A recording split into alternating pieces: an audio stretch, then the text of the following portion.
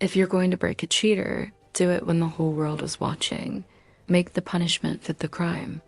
That's a lesson some people learn the hard way.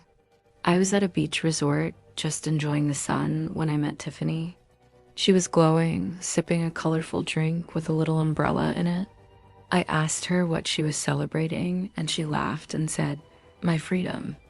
She told me she was supposed to be on her honeymoon, but instead, she was celebrating the wedding that never happened and the video that everyone saw. I leaned in because I knew this was going to be a story I'd never forget. Tiffany had been with her fiancé, let's call him Mark, for 6 years. They were the perfect couple, or so everyone thought. She was deep in wedding planning, picking out flowers, tasting cakes, the whole 9 yards. Life was a fairy tale. Then one night, a week before the wedding, she got a weird feeling. Mark said he was working late, but something just felt off. She had the smart home security system she'd recently installed, and on a whim, she checked the camera feed from their living room. Her heart just stopped. There he was on their new couch, with her maid of honor, her best friend since kindergarten. The video was crystal clear. There was no denying it. The initial shock was like a physical blow, knocking the wind out of her. Then came the tears, the rage, the heartbreak. She wanted to scream, to break things, to call him and just let loose. But then a different idea started to form. A cold, calm, and calculated idea. The wedding was already paid for. Hundreds of guests were confirmed. His entire family, his boss, all their mutual friends, everyone was coming. Canceling would mean private phone calls, whispers, and he'd get to control the narrative. He'd probably twist the story and make her look crazy. No, she wasn't going to give him that satisfaction. She decided the show must go on. She spent the next week playing the part of the excited, blissful bride-to-be. She went to her final dress fitting. She confirmed the caterers. She smiled through family dinners.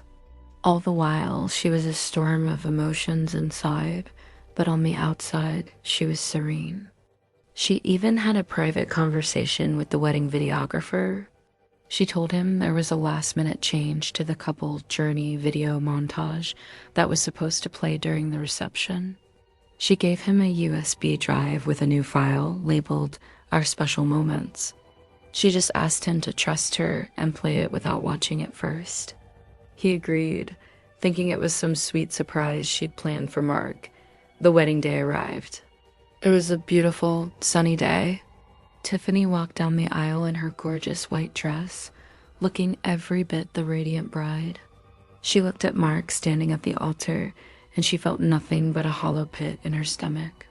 She went through the motions, said the vows she now knew were lies, and let him put a ring on her finger. They were pronounced husband and wife. The crowd cheered. At the reception, the atmosphere was joyful. Toasts were made, people were laughing, and the cake was cut. Then came the moment for the video. The lights dimmed, and the big screen lit up. The host announced a special video tribute from the bride to the groom. Everyone went quiet, expecting a slideshow of cute baby pictures and romantic vacation photos. Instead, the screen flickered and then showed a very familiar living room. Her living room, and there it was, in high-definition glory for everyone to see, Mark and her best friend on their couch from the security camera footage. The music stopped. A collective gasp filled the room. You could hear forks dropping onto plates. The silence was deafening. Tiffany watched Mark's face go from confusion to panic to absolute horror. His mother screamed. His boss just stared, jaw on the floor. Her former best friend, sitting at the head table, looked like she had seen a ghost. The footage just kept playing. Tiffany didn't say a word. She just picked up the microphone from the host's table. She looked directly at Mark's mortified family and said, "Now, you all know the kind of man you're welcoming into your family. As for me," she dropped the mic, turned around, and walked out of the reception hall, her white dress trailing behind her. She didn't run, she didn't cry. She walked out with her head held high, leaving the chaos and the fallout behind her. And that's how she ended up on what was supposed to be her honeymoon, alone, but happier and more free than she'd ever been. She toasted her drink to new beginnings, and I toasted with her. Sometimes the end of a fairy tale is the start of a much better story. Thanks for watching. If you have a story that needs to be told, let me know in the comments. And don't forget to subscribe for more.